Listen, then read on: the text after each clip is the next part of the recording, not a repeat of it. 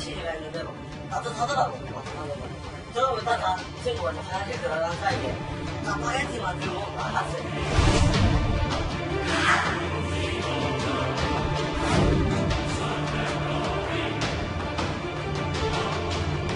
며칠 전에 와가지고 아니 신청을 하려고 문의를 했대요.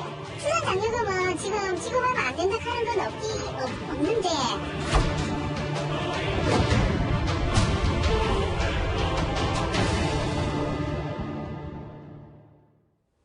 네, 김광삼 변호사, 이호선 숭실사이버대 교수 나오셨습니다. 안녕하세요. 네, 안녕하세요. 네, 경남 창녕에서 의붓아빠와 친엄마의 폭행에 시달리다 탈출한 10살 여자아이의 사건이 세상에 알려지면서 공분이 일고 있는데요. 아이가 어떻게 그 집을 탈출했는지 그 전모도 조금씩 드러나고 있습니다. 네, 먼저 조금 전에 들어온 관련 속보부터 살펴보겠습니다. 피해 아동의 의붓아빠에 대해서 체포영장이 발부가 돼서 지금 이 의붓아빠 체포가 돼서 연행이 됐다고요, 김광삼 변호사님.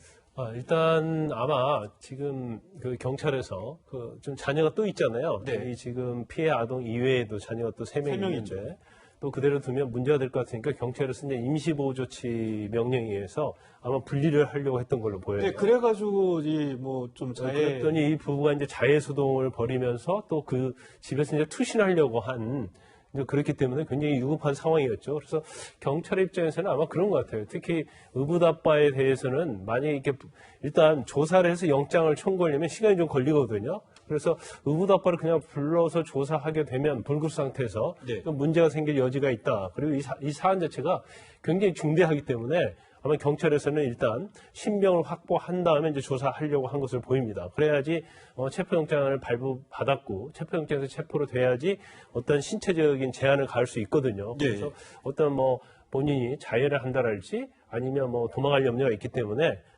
체포영장을 발부받아서 신병을 확보하지 않았나 싶습니다. 네, 사실 그렇게 자해 소동 이후에 경찰에 의해서 강제 입원을 한 상태였고 오늘 이제 퇴원을 하는 동시에 체포가 된 것으로 지금 파악이 되고 있는데요.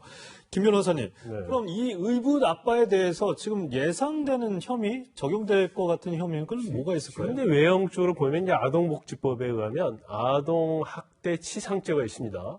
죄를 아동을 학대해서 이제 상해를 입힌 거고, 그 다음에 이제 보면 손이랄지 이런 데 굉장히 화상을 입었다고 그래요. 그래서 좀 부어있기 때문에 본인에게 어떤 신체적 불구랄지 아니면 생명의 위험이 있었더랄지 그렇게 판단이 되면 아동학대 중상해죄가 또 적용이 될 수 네. 있습니다. 그래서 지금 사실 형량 자체는 이렇게 무겁지 않아요. 아동학대 중상해죄는 3년 이상밖에 되지 않고 단지 아동학대 치상죄로 가면 또 이건 형량이 5년 이하밖에 되지 않아요. 그래서 이 법을 개정을 해서 더 중하게 처벌해야 한다. 그리고 개정안이 이미 발의가 됐다고 그럽니다. 그래서 사실 아동학대 치사죄에 대해서는 그러니까 아동이 사망한 경우에 있어서는 5년 이상 무기징역이 될 수가 있는데 네. 아동학대에서 상해를 입힌다랄지 중상해죄를 입히게 되면 형량이 그렇게 무겁진 않아요. 그래서 개정이 좀 필요성이 있다고 보고요. 그런데 지금 아동학대 과정에서 보면 이제 감금하는 것들이 있잖아요. 네. 이 감금도 아주 특수한 방법으로 감금을 했단 말이에요. 그러면 이러한 것들이 이제 별도 제가 성립이 되면 사실은 굉장히 중한형에 처할 수 있게 된다 이렇게 말씀드릴 수 있습니다. 예. 네, 아이가 탈출한 과정과 경로에 대해서도 조금씩 알려지고 있는데요. 정말 목숨을 걸고 이 지붕을 통해서 옆집으로 넘어가는 게 정말 가슴이 아프더라고요. 처음에는 길에서 네. 시민에게 발견이 돼서 네. 아이가 잠옷을 입고 상처가 많은 상황이니까 이제 신고가 됐는데 이제서야 며칠 지나서야 탈출의 과정이 나오는데 네. 이 필사의 탈출입니다. 지금 화면에도 이게 나오고 있어요. 그냥 집을 나온 게 아닙니다. 보시면 저 집이 굉장히 높습니다. 예, 4층 건물의 꼭대기층이에요. 예. 그런데 이제 지금 그 소녀가 살았던 집에 베란다가 있죠. 예. 그 베란다에 사실은 감금돼 있었던 겁니다. 주로 목줄이 채워져 있었다고 하는데 집안일을 시킬 때만 풀어줬다. 근데 해당 당일날 웬일로 이제 줄이 풀어져 있었던 거예요. 소녀가 지금 아니면 안 되겠다고 결심한 것 같습니다. 근데 보시면 그 옆에 지붕이 가파른 경사로 돼 있어요. 네. 그리고 창문이 2개가 있는데 그 2번째 옆집 창문을 통해서 들어갔어요. 저 창문이 만약에 열려있지 않았다면 하는 또 이 걱정도 되고 이 소녀가 제대로 끼니를 못 먹었던 걸 생각을 하면 기력이 없었을 거란 말이죠. 근데 저 경사진 지붕에 난간이 없어요. 어떤 안전장치도 없습니다. 너무 불안해 보이는데 얼마나 다급하면 저기를 기어 올라가서 옆으로 이동을 해서 옆집 창을 통해서 들어갔겠는가. 그래서 이제 거기서 먹을 거리를 찾고는 그리고는 이제 집 밖으로 나가게 된 거죠. 그러니까 짜장라면이 하나가 사라졌다고 하더라고요. 누룽지하고. 관계자였던. 네, 참 이 탈출 과정도 어이가 없긴 한데 이 옆집에서 이제 나와서 이 밖으로 나왔던 걸로 지금 파악이 되고 있는데 길 가던 여성에게 구조가 됐고 편의점에 갈 때까지 대략 7시간 동안의 아이의 행방이 지금까지 알려지고 있지 않고 있었습니다. 그런데 오늘 아침에 한 매체 보도에 따르면 숲속, 그러니까 이 빌라인데 빌라 옆에 있는 숲속에 있었다고 하는 보도가 나왔어요. 7시간 동안 아이가 아무도 없는 그 숲속에 숨어 있었다라는 건데 얼마나 무서웠을까 저는. 이 무서움에 어떤 게 더 무서웠을까를 한번 생각을 해봐야 될 것 같아요. 아이가 그 높은 위치에서 그 먼 거리를 지나서 옆집에 갔을 때 높이에 대한 두려움보다 아마 학대에 대한 두려움이 더 컸기 때문에 이 아이가 용기를 내지 않았나 싶고 제가 가만 생각해 보면 이 아이가 정말 영민한 아이가 아닌가 싶어요. 옆집으로 넘어간 시점도 그러했고요. 아이가 그 집을 나왔을 때가 오전으로 생각이 되는데 아이가 지나가는 행인에게 발견된 시간이 대략 한 5시 정도로 추정이 됩니다. 그리고 난 다음에 이 아이를 데리고 차로 이동을 해서 이제 우리가 알고 있던 그 편의점으로 간 걸로 알려져 있는데 오후에 갔었죠. 그렇죠. 근데 그러면 그 사이 한 7시간 정도의 시간이 비어 있는 거예요. 그럼 그때 그 아이가 어디 있었을까? 그래서 아이에게 물어봤더니 한 매체에 의하면 아이가 저 7시간 동안에 산에 있었습니다. 라고 이야기를 한 겁니다. 그 산이 어디냐? 이 집이 있는 곳이 바로 옆쪽으로 야산하고 이어져 있는데 이 야산에 아마 아버지가 찾지 못하는 곳으로 어머니가 발견하지 못할 곳으로 이 아이가 숨어 있었던 게 아닌가 싶고요. 그리고 나서 이 아이가 길로 나왔을 때 행인에게 발견된 것으로 보이는데 네. 그 아이가 넘어갔을 그 길이의 그 높이의 공간과 아이가 숨어있던 그 7시간의 그 두려움은 아마 이 아이가 가지고 있는 공포의 크기도 있겠지만 가해와 또 가학의 순간에 비교한다면 아마 아무것도 아니었을 수 있을 거예요. 그러니까 이 의붓 아빠와 친엄마한테 들키지 않으려고 7시간을 숨어 있었다는 자체가 참 슬픈 현실인 것 같은데요. 탈출한 아이가 허겁지겁 음식을 먹었던 편의점 주인의 얘기를 한번 잠시 들어보시죠.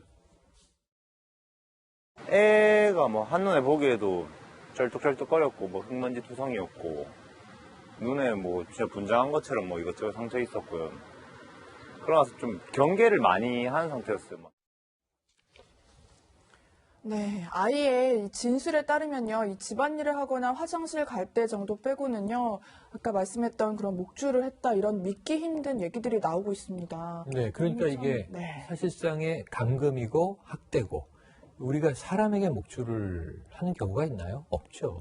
자기 자녀에게 그런 경우가 우리 일상생활에 어디 있어요? 없죠. 그러니까 이건 제가 보기에는 굉장히 심한 인격적인 학대예요. 신체적인 폭력이고 학대일 뿐만 아니라 저는 이 아이의 이 앞으로 평생의 트라우마도 걱정이 돼요. 목줄을 하고 살았던 기억이 있으면 그 사람의 자존감은 어떨까 하는 생각을 해보면 억장이 무너지는데, 근데 지금 오늘 이제 전격 체포된 그 의붓 아빠, 사실은 이제 지난번에 가방에서 사망한 아이도 마찬가지였지만 아이가 잘못을 했고 대들고 반항을 하고 소리를 질러서 훈계 차원에서 한 것이다 이런 얘기를 하는데 이 앞뒤가 안 맞잖아요. 네. 우리가 일상에서 뭐 좀 격하게 반항하는 아이들도 있지만 이렇게 하지 않지 않습니까? 그래서 이건 좀 우리 일상적인 상식에 비추어서 말이 안 되는 일이 벌어졌는데 네. 또 제가 보기에는 이 경찰의 압수수색에서 여러 가지 이제 학대에 사용된 도구들이 나오지 않았습니까? 그러니까 이 아이의 이 진술이 이제 정확하지 않을 수도 있는 그렇습니다. 거잖아요. 그런데 이 압수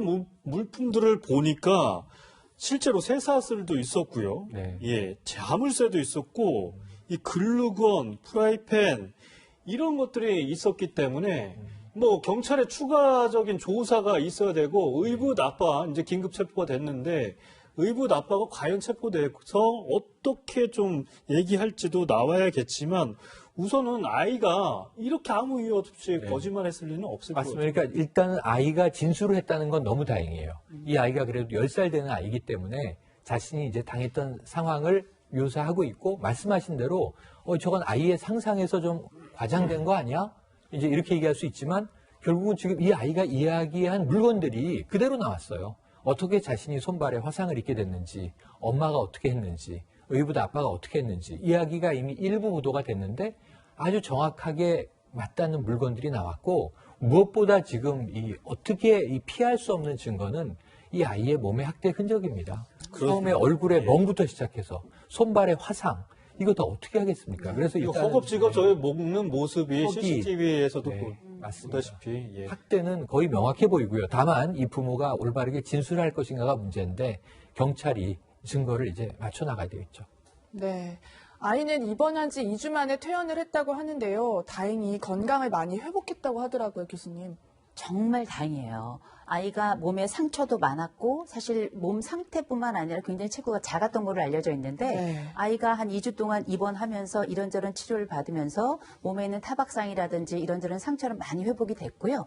또 그 가운데 아이가 아직 화상은 여전히 좀 남아있어서 네. 계속 치료 중이라고 하는데 그 사이에 아이에게 계속 밥을 줬을 거 아니에요. 병원에서도 먹었을 때. 그러면 그 사이에 수혈도 받았습니다. 애가 얼마나 몸이 약했으면 그런 상황에서 밥을 먹였더니 애가 잘 먹기도 하고요. 먹고 난 다음 배가 이렇게 살짝 나왔다는 거예요. 애들은 배가 살짝 나올 때 부모라는 게 원래 자식 목구멍에 음식 넘어가는 소리가 제일 기쁘다고 하잖아요. 아이가 그래도 몸의 회복 지점이 어느 정도 보이는 것 같아서 너무 다행이고요. 다만 이 아이가 받았던 이 심정적인 기억과 아픔에 대한 상처는 장기적으로 살펴보면서 치료 과정을 거쳐야 될 거고요. 그 가운데 가장 안정적으로 또 가장 보호적으로 아이를 돌볼 주 양육자가 속히 나타났으면 좋겠습니다. 네, 현재 피해 아동을 돌보고 있는 관계자의 얘기를 여기서 잠시 들어보시겠습니다. 인사성도 밝고 제가 생각했던 것보다는 케어하고 말도 잘해주고 부침성도 있어서 한편으로는 아팠고 한편으로는 놓이는 그런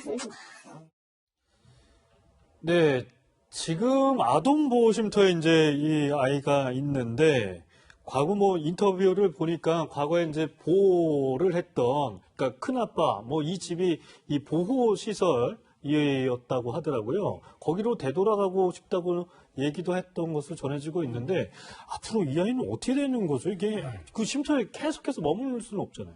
여기 쉼터가 구체적인 명칭이 학대 피해 아동 쉼터입니다. 근데 여기는 이제 단기로 이 아이를 보호하는 기관이고요.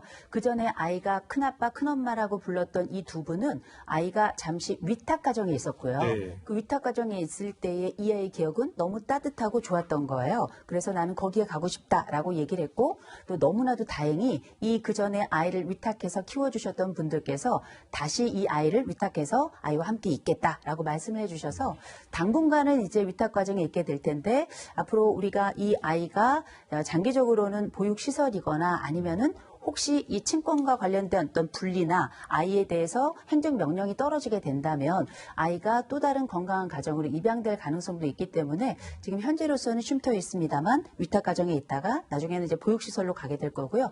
만약에 보육시설로 가게 되면은 만 18세까지 있다가 이제 사회로 가게 되고 그렇지 않고 만약에 이 아이가 또 다른 가족을 만나게 된다면 그 가족 안에서 또 따뜻하게 새로운 삶을 시작하게 되겠죠.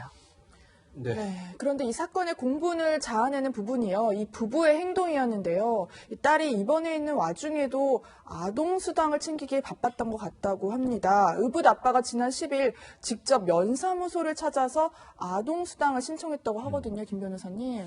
일단 아이가 지난 29일 날 탈출했잖아요. 네. 지난달 29일 날 탈출을 했고 아이가 아동쉼터로 간 게 13일이에요. 네. 근데 그 사이에 6월 1일 날 의붓 아버지가 면사무소에 갔다는 거죠. 그래서 자기 둘째와 셋째 아이를 키우는데 어린이집에 보내지 않고 직접 키우겠다. 그래서 아동수당 한 40만 원 탈리면 어떻게 하느냐 하면서 신청을 했다는 거예요. 네. 그뿐만 아니라 지금 셋째가 있고 다시 이제 넷째를 아마 다시 낳으려고 했던 모양인데 만약에 출산하면 출산장려금이 얼마 되는지 그것도 문의를 했다고 그럽니다. 네. 그래서 그러니까 지난 2월에 이제 막내인 넷째가 이제 출산을 했고 그렇다 보니까는 또 이사 온 게 거제도에 살다가 1월에 이제 이 창녕으로 이사를 왔다는. 거제도가 그 출산장려금이 한 220만 원이라고 그래요. 네. 그런데 창녕은 얼마죠? 창녕은 1,000만 원이라고 그럽니다. 1,000만 원이요? 금액 차이 굉장히 나죠. 그러니까 사실 그 애가 탈출해갖고 이렇게 굉장히 큰 문제가 되고 있음에도 불구하고